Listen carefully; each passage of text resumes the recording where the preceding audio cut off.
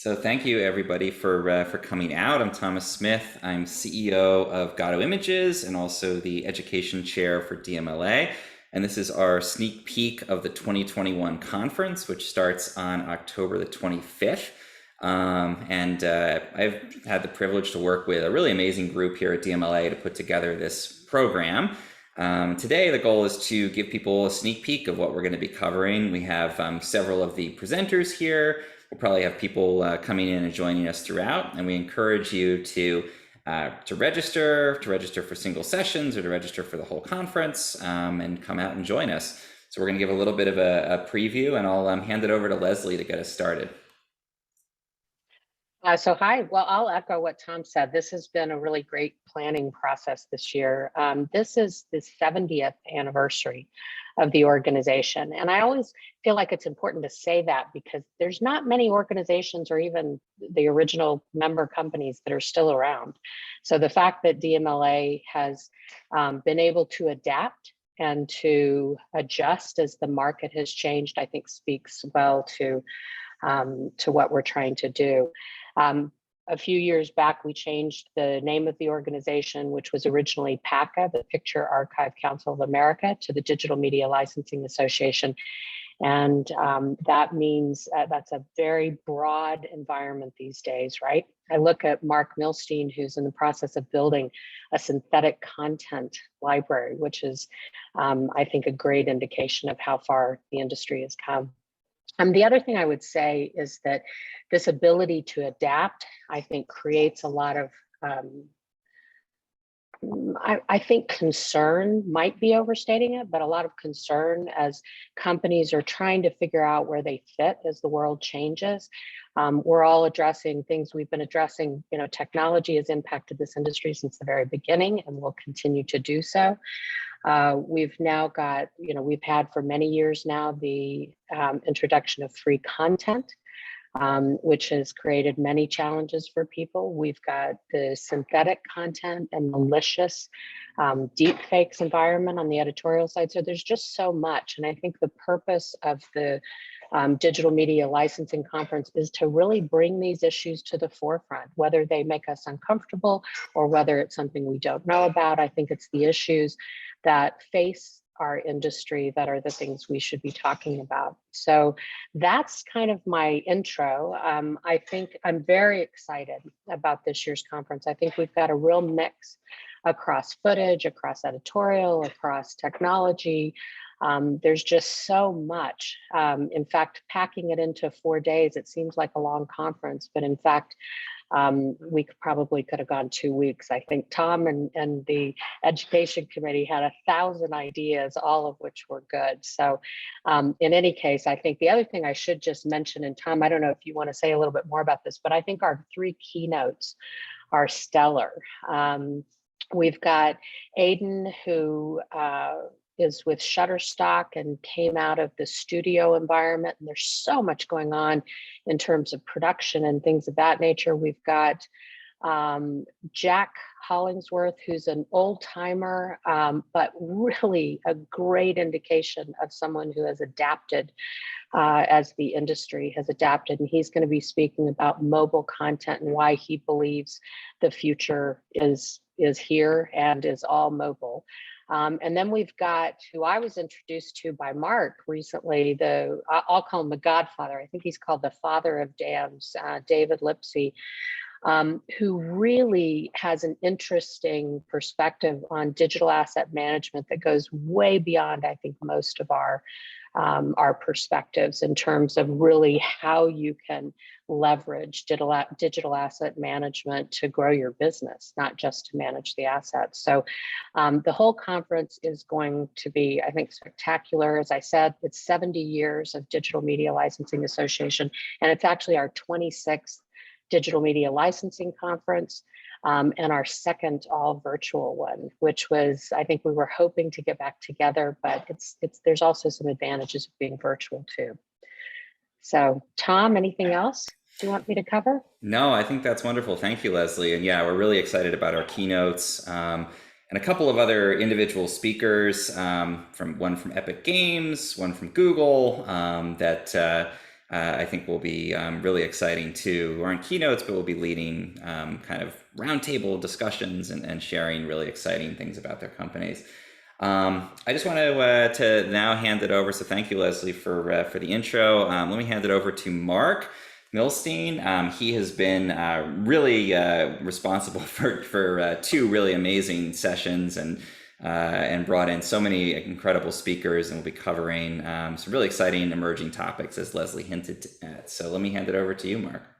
Thank you very much, Tom. On Monday, we'll kick off the conference with a really incredible panel of technology, photo-related technology, which I think will be really an eye-opener for many of our attendees.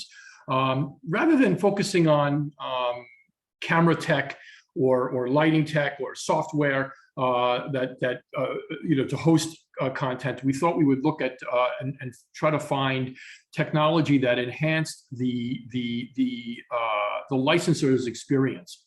In other words, to create some sort of stickiness for the average person who comes onto an aggregation site to look for content. They're looking for stock content. They're looking for editorial content. They're looking to license either video or photography or graphics. And they normally just search for a particular topic. They then license that content and then they leave. The attendees to the tech panel will talk about a variety of new applications which are now available via API to enhance the experience, to give the opportunity to the end user to add filters, to manage their content, to enhance their content prior to download. In no different way than they're presently given an opportunity to do. Let's say, for example, on Instagram, they'll go on, they'll add a filter to a photograph, they'll add a filter to a clip of video. These companies who will be speaking on Monday during the tech panel, all of whom all have technology which is deployable to websites, to what do you call photo agency websites, which sit between the search and discovery phase of licensing and the download phase. It'll give websites a chance to sort of allow their clients to enhance their content prior to delivery into their own websites or wherever they want to send them. That's one thing which I think will be really fascinating. The other thing, which is closer to my heart, is synthetic media. Synthetic media is a real big buzzword at present. As you all possibly know, this last Sunday on 60 Minutes, they featured one of our speakers, Victor Riparbelli of Synthesia.io. We'll be joined by Michael Osterrieder from Visual, as well as Ashish Jamal from Microsoft, to talk about synthetic media. And I thought, rather than having this 10,000 foot overview of the technology, I wanted the speakers to talk about how can the average agency owner, photographer, media person take advantage of this technology off the shelf, apply it to what they need to use it for, and then actually take advantage of it.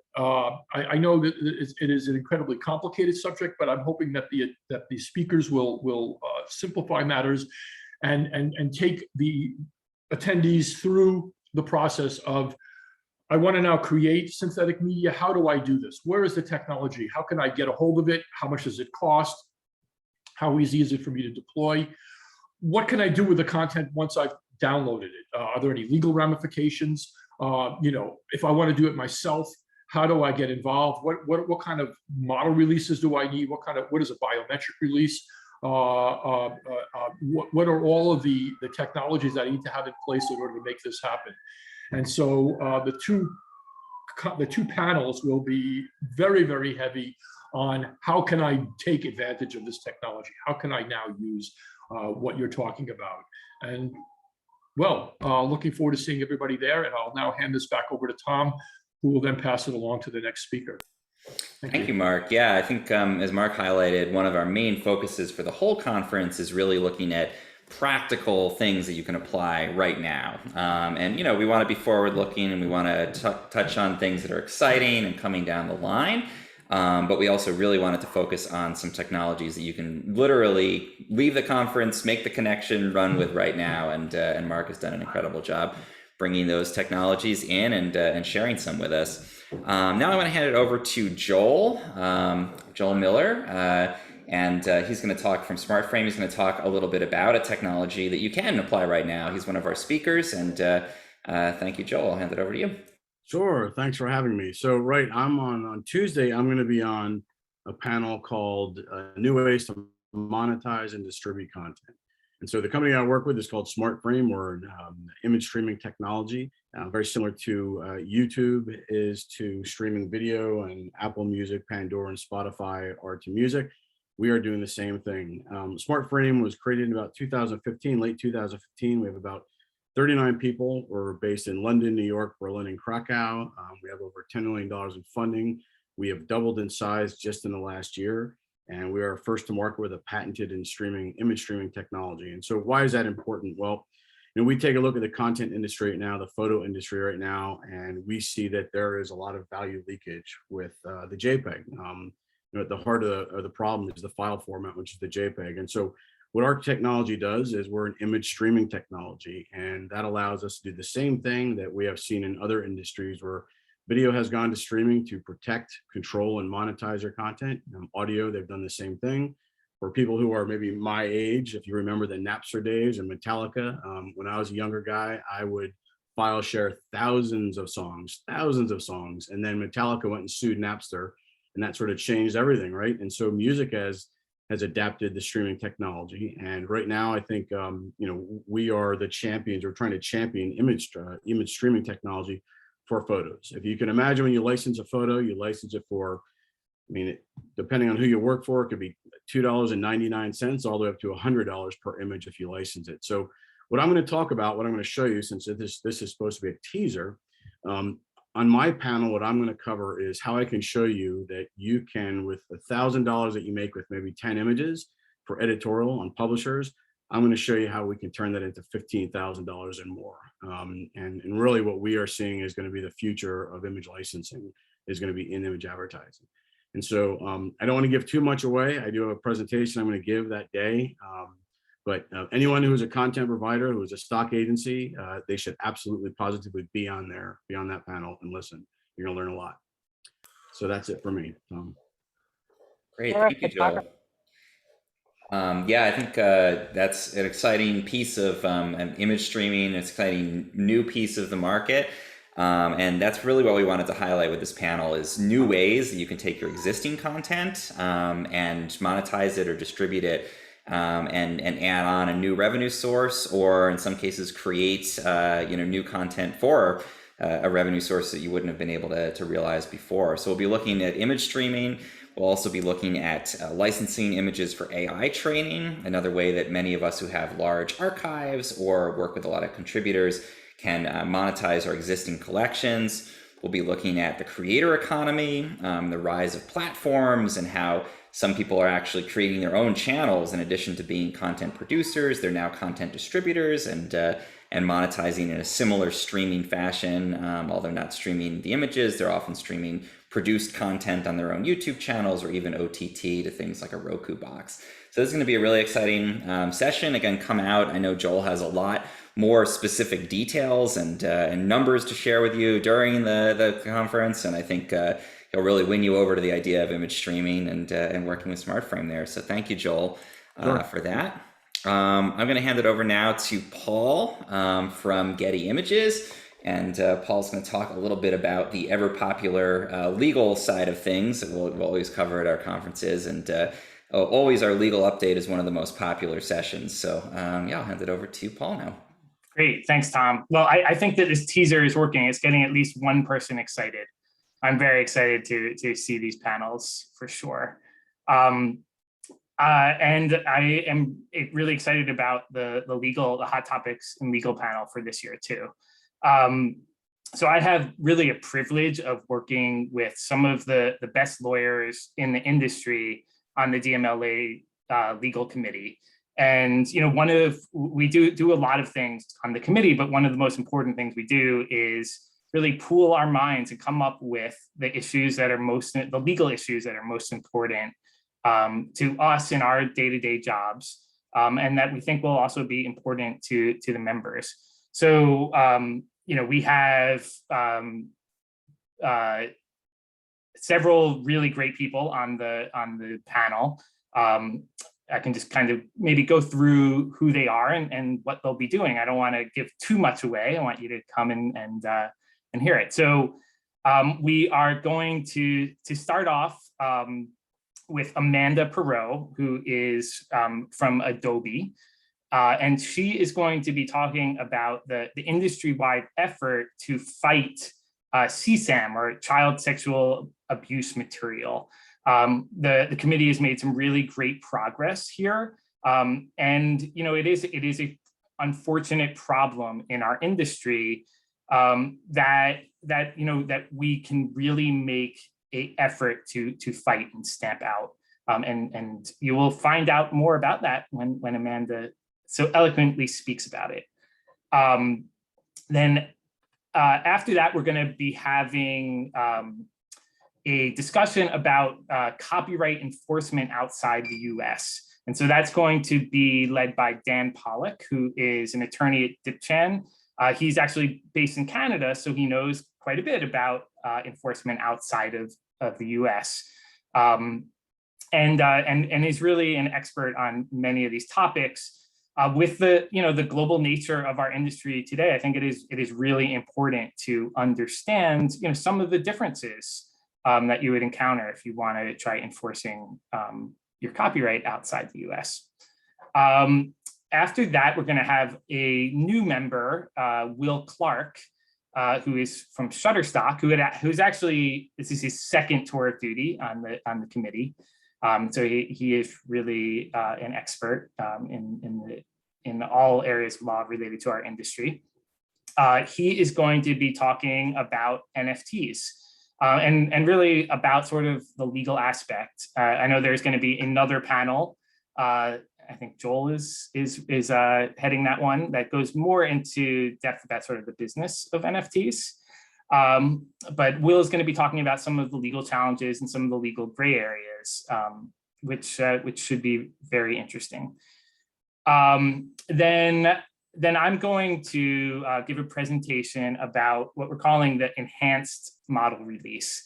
And Mark mentioned this a little bit, but there is a real need if the industry is going to try to exploit our content for AI or machine learning, to make sure that we get the consents that are necessary to use things like biometric information and other data that could be considered private. And although our model release or industry-wide has been really successful for a really long time, and is in many ways the foundation of how we can license content, we really need an update so that we can take into account new privacy laws that relate to biometrics. So I'm going to be going through that, describing what the changes are, and then also talk a little bit about what we're doing at Getty Images to implement this release, and also explain how the DMLA has worked together to come up with sort of an industry-wide release that we hope that everyone will be able to use, so that we can do things like accept each other's releases and have some industry standards.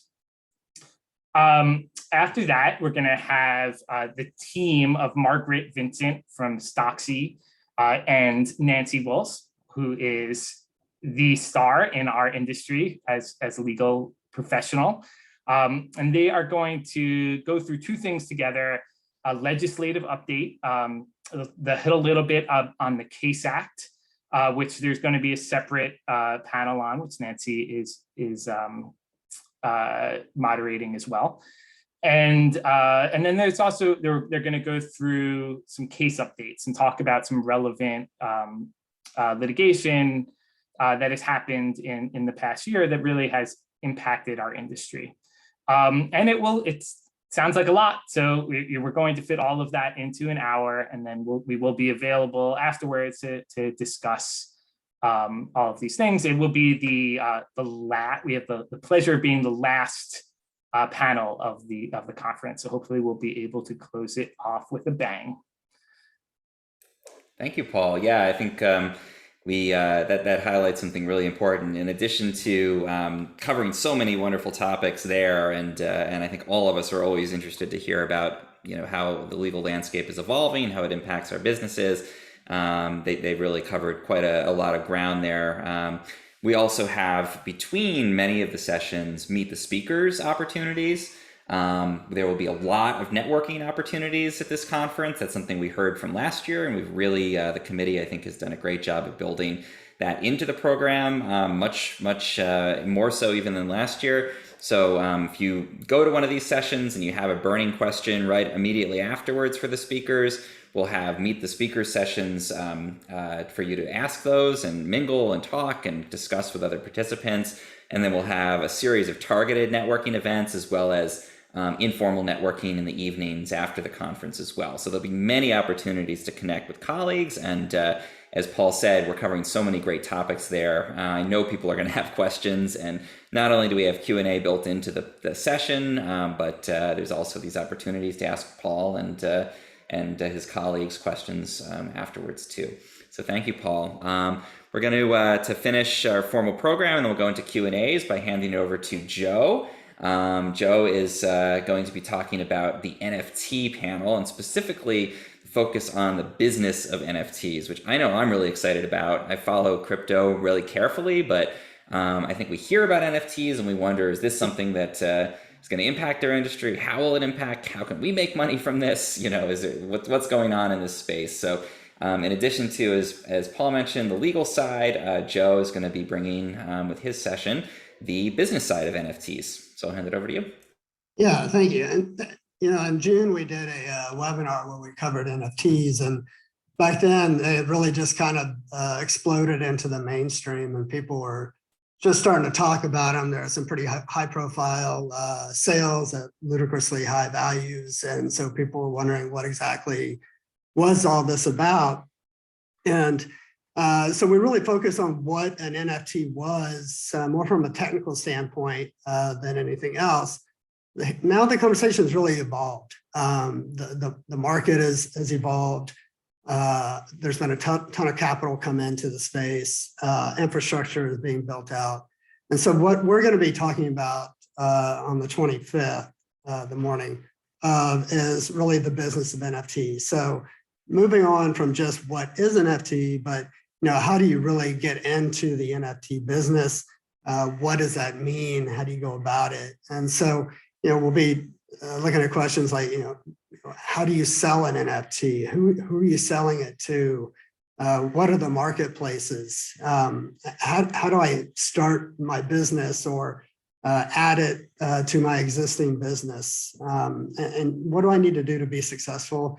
And do I really need to be getting into that space at all? And so we put together a pretty amazing panel to dive into some of these questions, starting with Misha Liebman, who is a co-founder of Snark Art. You can find online at snark.art. And what he'll talk about is, it's not about just finding a platform where you can go mint an NFT or post an NFT and hope somebody's going to come and just buy it for millions of dollars.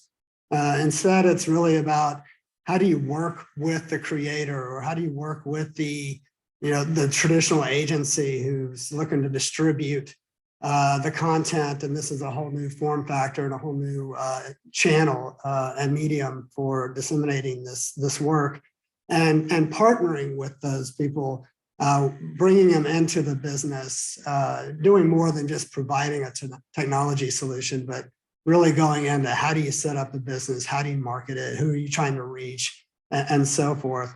Then we'll also have Nancy Baker Cahill, who is a renowned mixed media artist who's done some just amazing stuff. But she was a very early player in crypto. And so kind of that combination of her being from the art world and being an artist and kind of early exposure to crypto and blockchain, and then as NFTs evolved, it really put her in a unique space. She's spoken quite a bit about it.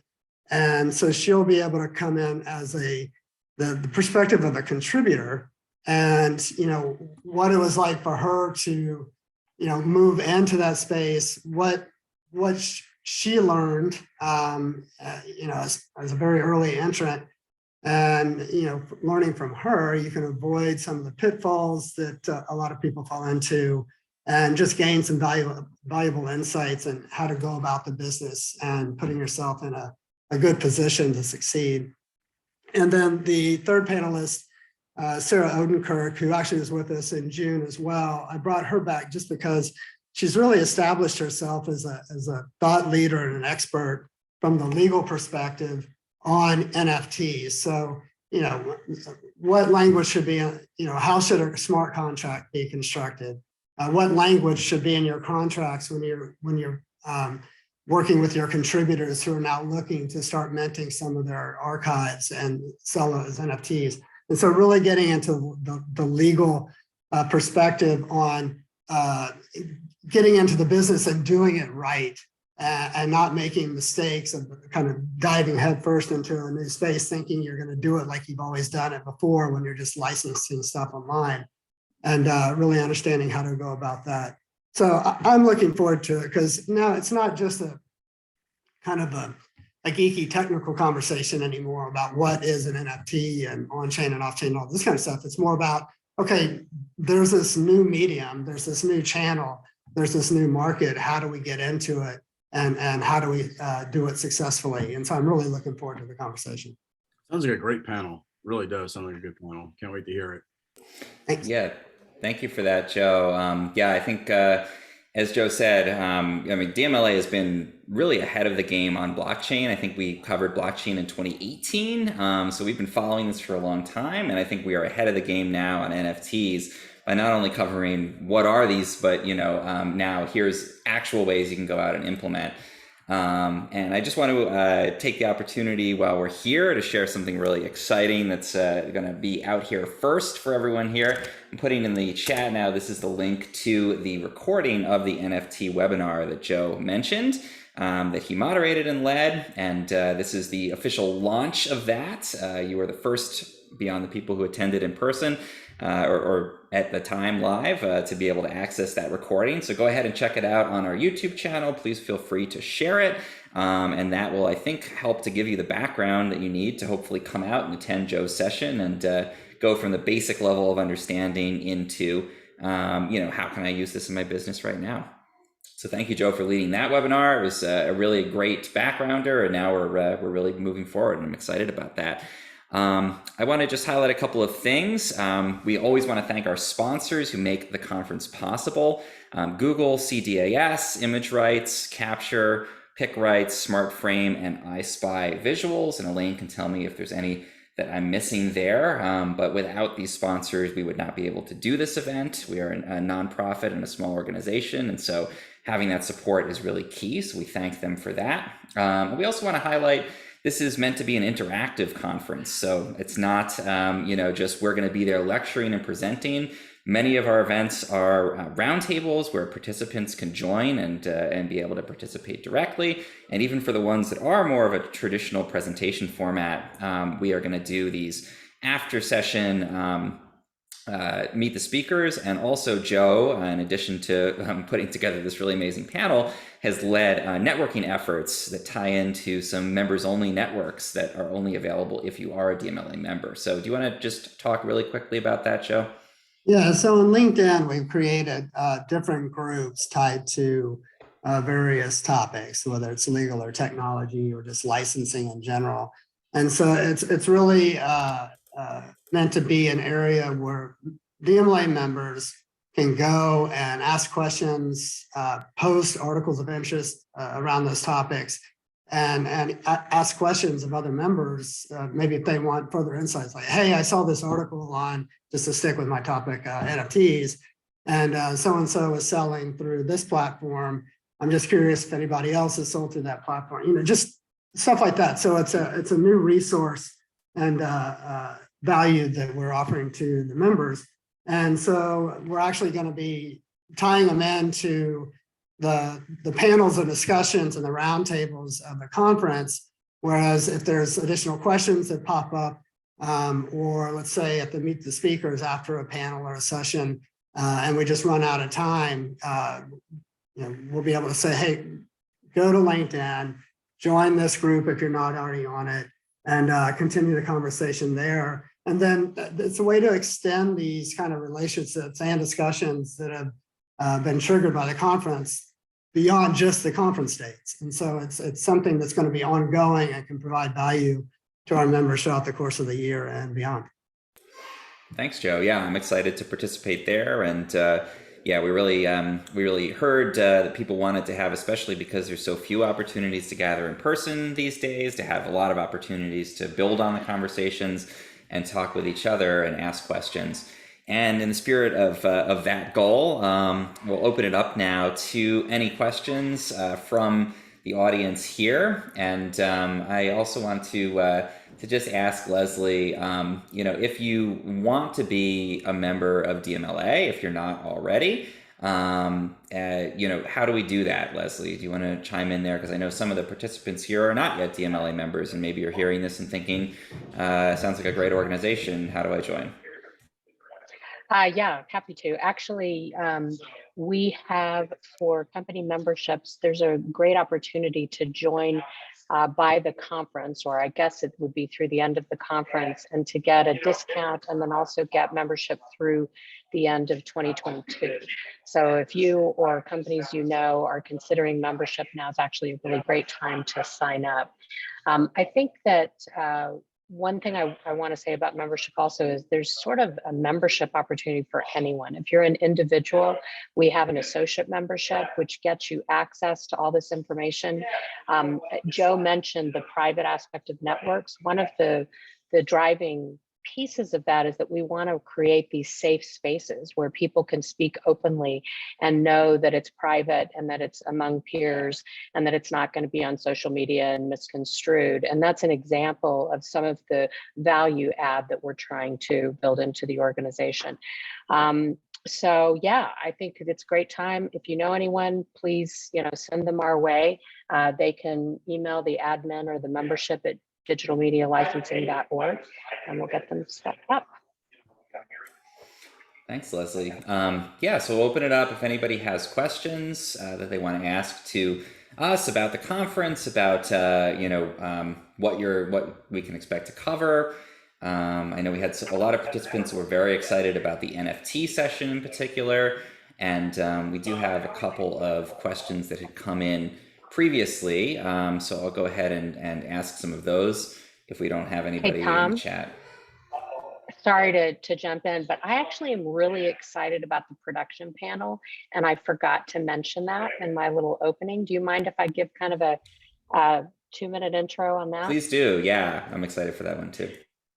Yeah, so this is one, I'm moderating a panel called What's New in Production. And I've been excited about it since the beginning, but in fairness, as I've been talking with the individual participants, I've just gotten more and more excited.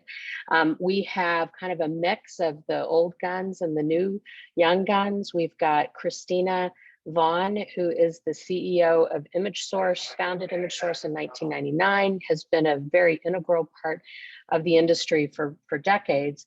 She's also started Cultura Creative, which is focusing on diverse content and diverse creators, if you will. So I think she's going to take a really interesting perspective, specifically addressing issues like diversity today.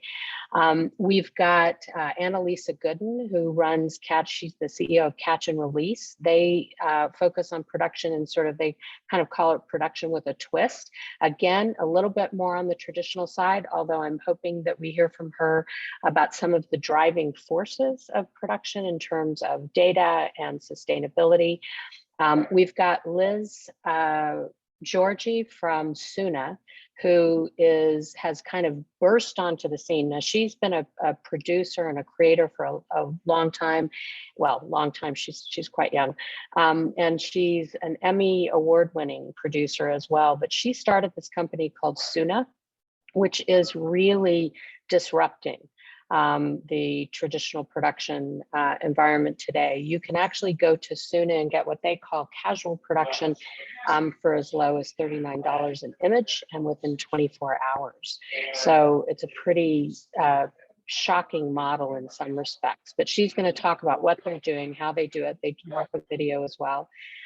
And then we have Mirko from Zero Lens. Zero Lens is I think really going to be fascinating to a lot of people because they're basically creating the tools that allow people to create and do on-demand production in a totally 3D augmented reality type way. So again, it's all about sort of what's changing. The pandemic accelerated some of these changes for sure, but there's no sign that people are turning back from these sort of new technologies and new approaches. Even in the traditional side, the issues that are facing the world are impacting production as well. So anyway, as we've gotten together to talk and to plan for this panel, I think I've just gotten more excited about the fact that there's so much going on in this area. And I think we've actually got a couple of panels that will touch on this, but it's going to be a good one. Thanks, Leslie. Yeah, I'm really excited for that as well. And I think one of the cool things about the conference this year is that we have a mixture of roundtables and panels, but they're more sort of spread throughout. As Paul mentioned, legal will be finishing the conference at the very end, and we have some of these more more presentation or more sort of sharing exciting advancements and that type of thing, panels spread throughout as in addition to these more sort of dialogue heavy roundtables. So I'm really excited about that direction. I think it's that's gonna be a really incredible one there with Leslie and talking about remote production and all the changes to production. I want to pose a audience question from email here. This is from Mark. There's you had mentioned that Synthesia had been featured on, I think it was I forget, it was a national broadcast recently. The question was, what are they doing that's been sort of shared nationally there, and how would that tie into our industry? Right. So Synthesia is a pioneer in the creation of synthetic video, and how that fits into our business is not yet certain, just because these are early days. But what I will tell you is that Synthesia has been groundbreaking in the effort to create chatbots. So you can upload your own percentage. So as did Bill Whitaker on CBS's 60 Minutes the other night, and then have a digital avatar of yourself made, a synthetic avatar of yourself made, that then speaks words that you've typed in, a script of sorts, and so that can then be deployed as a what I call synthetic ambassador, a digital ambassador to your website. But in more and while that is certainly a part of what they do, I think the main thing that Synthesia does is that they create, as I said, chatbots. So in other words, somebody comes to your site and they need navigational help.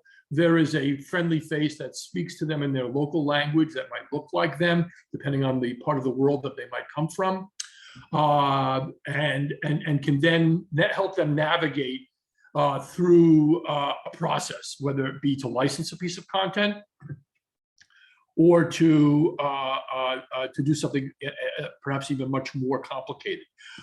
They are also, and I think Victor will explain in greater detail, they're also on the verge of opening up the platform to distributing, Synthesia's platform to distributing video, which is 100% synthetic. So in other words, somebody going through a process, somebody, walking into a room and doing something, not too different or undifferent or from a traditional stock video. They'll be short, they'll be creative, they'll be 100% synthetic. It will be absolutely incredible to see and have Victor explain. And I hope that describes well what you were hoping to have answered. Please. Yeah, thank you, Mark. Yeah, that's great. I think we had featured them before, and I know I had myself cloned and made a digital version of me from Synthesia, which I might share with people at some point. It's really a pretty incredible technology, and that's just one of the things that I'm excited to hear more about. We had a question. We actually have two really exciting external speakers that are people who are not necessarily in our industry, but I think will have a really broad appeal outside of it. And one of them is a speaker from Epic Games. And there were some questions about that and what's going to be covered there. I don't know if Doug, who's here, if Doug, do you want to jump on and share a little bit there? Yeah, I can quickly mention that I've been working with them for a couple of years now, and I was able to cajole them into giving us a sneak peek at one of their most, I think, ambitious projects to date, which is their MetaHuman Creator, which is technology that will allow mere mortals to create synthetic moving people that are very, very realistic. So they're gonna try, hopefully be able to roll that out and give us a sneak at that, along with some other stuff they've been working on. But it's sort of focused on what tools will be available for people to rapidly create moving images for creative applications. And we've got synthetic backgrounds, we've got synthetic stills, and now we have synthetic people. So we're sort of fleshing out the tools that would be necessary to actually create a virtual studio and produce some pretty compelling content. Yeah, I think that's going to be a really big deal, and I think that's something that will impact our industry, but also is something that, as I mentioned, is going to have a much broader impact beyond. So we're excited to bring in speakers who can address this this broad range of topics. This is a question we have for the whole group. Specifically, the question was asked to Leslie, but I think anyone can jump in if you're planning to address this. Diversity as a topic is an issue across my client base. Will that be covered during the sessions at the conference, and in what ways? Yeah, let me start, and then anyone jump in. I think one of the things we've realized is that diversity is no longer really a topic. It is a reality of something that we all have to address, whether it's in the leadership of our companies, whether it's in DMLA, whether it's in the content that we deliver. And I think what we're trying to do with the conference this year is ensure that the topic of diversity is addressed across the board in many different ways. So we actually do have a session that's going to, I think, specifically talk about diversity, but we have, just as I had mentioned with the production, the What's New in Production panel or roundtable, we're going to talk about the issues, including diversity, that impact that. So I think, diversity, so yes, is the answer to the question. I think you'll be able to walk away from the conference with many nuggets, if you will, of the challenges and the opportunities about creating a more diverse environment. I think one of the unique things about our industry is that this is a topic we directly impact from a global view because of the content that we deliver. And I know it was a topic of conversation in one of our planning sessions, where diversity in the past in the stock photo environment used to mean you had one white person, one Asian person, one Black person. And today it really ties in with another hot topic for the last several years, and that's authenticity. What people really want to see is the world that they live in, right? And we live in a diverse world generally. So I hope that answered the question. I think you'll find that the topic is touched on throughout many of the different sessions across the 4 days. Can I also take the opportunity to point out that I know that Tristan Norman, who is the director of creative content at Getty Images, is going to be speaking on the diversity panel. And it's a really great opportunity. She's a great speaker, and she's really been integral to pushing forward D&I efforts at Getty Images. And I really recommend catching that one for sure. Thank you. Yeah, I think that, and also, as you mentioned, Paul, biometric releases unlock the ability to do AI training with images potentially. That is really essential, especially for collections where many of us hold a lot of images of diverse people that could be used to better train AI. So we're really excited. In one of our sessions, we'll also be bringing Gerald Carter from Diversity Photos to talk about AI training efforts where they are using their really amazing library of images of diverse persons to help better train AI so that there are fewer biases in AI systems. So all of this ties together, but yeah, we really want to be addressing diversity from a variety of different angles. Any of the other participants want to address that question? Okay, great. Thank you, everybody, there for that one. Let's see what else we have here. Sorry, let me just go through and make sure I'm getting all the comments. Thank you to everybody who's sending the comments in. You can post them to everybody in the chat. You can email them to me at tom@gadoimages.com, or you can direct message me. One just sort of procedural question was, are the sessions going to be recorded? How soon can I see videos after the sessions are done? I just want to mention today's session is going to be hopefully available very quickly on our YouTube channel. So if you want to share this this background teaser to people who you think might be interested in the conference, please do. But one of the questions, was when will the videos be available? And maybe Leslie can chime in there. Yeah, this is always a topic of great discussion. What we try to do is embargo the full videos for at least a month for the members and the attendees of the conference. And that way, if you're there, you want to follow up or even share them with people in your company, they have the ability to do that. After that month, we will post them openly on the YouTube channel where they can be viewed. And we've found, in particular, with the hot topics in legal, for example, that's always a really popular session where people who are interested in copyright or the Case Act or the biometric releases, things like that, can actually go. But I think one of the exciting things that we're going to do this year is that we're going to parse up and sort of create snippets of some of the content throughout the week and throughout the conference, and make those available probably within, I think, a day or two, so that if there's something really hot that comes out, we can post those up. We hope also that they'll kind of create that teaser environment, which will, if you didn't attend the conference, make you come back and take a look when they are opened up publicly, or in fact, consider joining the conference next year. Great, thank you, Leslie. We have a question actually from Joel, so I'll hand it over to him, and then I actually have a question that came in for Joel after that. So let's hand it over to you, and then we'll keep it with you, Joel. Sure. So for those of you who know Joe and myself, we've worked together for a long time. So I've heard him talk about blockchain for a long time. And Joe, you had mentioned that this panel will not be about the nerdy stuff and the tech stuff. I think those are your words, not mine, something like that. And so, as you know, I'm all about revenue. And so I'm curious, because I don't know a whole lot about NFTs. I'm going to watch that YouTube video that Thomas posted, but are you going to talk about how you cash out, like how you actually make money and it goes into your bank account? So I'm just curious how that all goes down with NFTs, excuse me.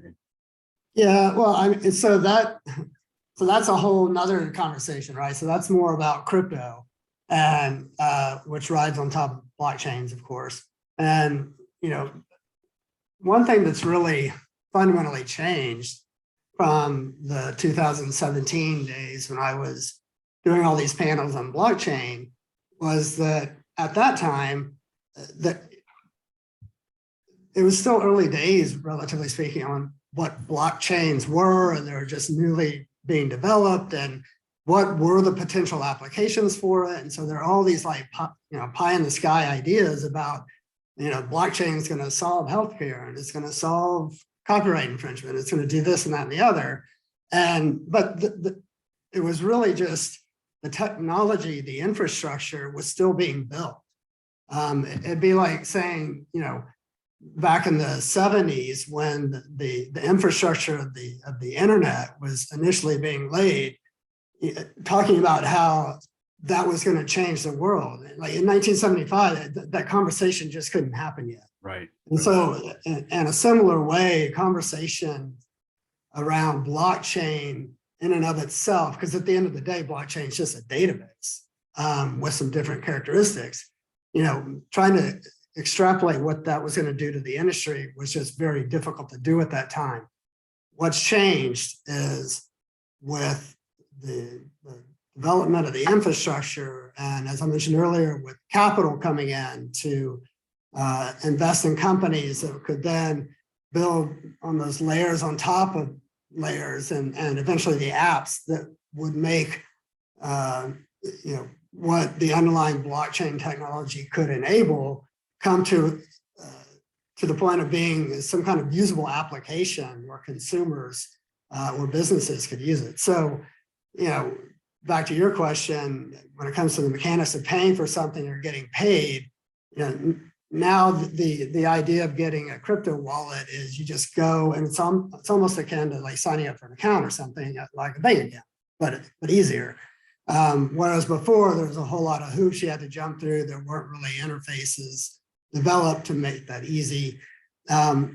So just being able to enter into the crypto world has become much easier because the applications are there, the companies are there providing all these services, and then the back end where there's players that are now handling the conversion from fiat currencies to the various cryptocurrencies and so forth. Not to mention that in itself is evolving because initially there was this new asset class being developed, Bitcoin and Ether and the various coins out there. But now there's it's not just a new asset class, it's developed new form factors for existing currencies. So like a digital USDC, like the US digital currency. And so it's not trying to create a new asset class, it's just a new form factor for holding and using your dollars, for example, to make payments. So that's a whole different area. And so all these things kind of feed each other, right? So back when crypto kitties were a big thing back, I guess it was 2007, it was 16, 17, 18. Those were really early NFTs, but nobody was really calling them NFTs yet. And you really only had the people that were knee deep into the crypto world that even had the understanding of how to buy a crypto kitty. Whereas now the market has evolved, and it's still very early days, but it's evolved to the point where somebody who is interested in understanding, okay, what is an NFT and how could I get into this space? Is it something that could actually help my business? Is it additive to what I do? Is it going to displace what I do? It's evolved to the point where we're having those kinds of conversations. And so, and what's helped, NFTs really take off, to tie it back into what I was saying earlier, is the fact that it's really easy now to get crypto. You just go, you get a crypto wallet. Some sites have even made the now obvious step of you can just pay with your credit card, and they handle the exchange from the fiat that's basically coming from your credit card payment to the cryptocurrencies that you then use to pay for the NFT. So we're definitely going to be touching on some of the mechanics of the business and how that works. And if you're licensing or selling NFTs, what's required to do that. And so that's why I think the conversation is going to be much more interesting this time, especially to our larger membership, because it's what are the mechanics of the business, whether it's making payments or getting exposure to buyers into your market, and who are those buyers and how are they going to pay you, et cetera, as opposed to what is a smart contract and right. What does it mean that it's on the Ethereum blockchain. I think just it's a much more interesting discussion that's going to make a lot more, it's going to have a lot more bearing on what we do. Well, it sounds like going to be a good panel. Yeah, it's Thank you, Joe. We're losing you a little at the end there with the audio, but I just want to share one statistic from Joe's panel description. There's a $300 million worth of NFTs being sold per year now. So 300 million. Wow. That's a lot, so there's definitely, this is on the ground now. This is something you can do now, and there's obviously a lot of money in it. So we're really excited to delve into the business side. We have one final question. This is actually from SmartFrame. Does really interesting, I think, analysis of the industry each year. This I just posted the 2021. I had written an article for Medium about this, and we had a question there. The content authenticity initiative is something you mentioned in there, and also just in general, protecting images as they travel online, verifying their provenance. I know that's something SmartFrame is very heavily involved in. I know it's something that streaming images facilitate. Can you just talk a little bit more about, what are the questions around provenance? How does streaming images kind of protect that, and in addition to the monetization piece that we'll discuss? Yeah, I mean, real quickly, right now we protect against right-click, drag and drop, right-click and save, drag and drop, Command Shift 3 and 4, print screen. The idea is, I spent the last 8 years before I came here in compliance, working with Joe and working with Getty's Pick Scout. And so, we know that the most common ways that people steal content is by doing that. And so what we're trying to do is protect against that. Is it impossible to steal a SmartFrame image? No, it's not. You can if you really, really want to.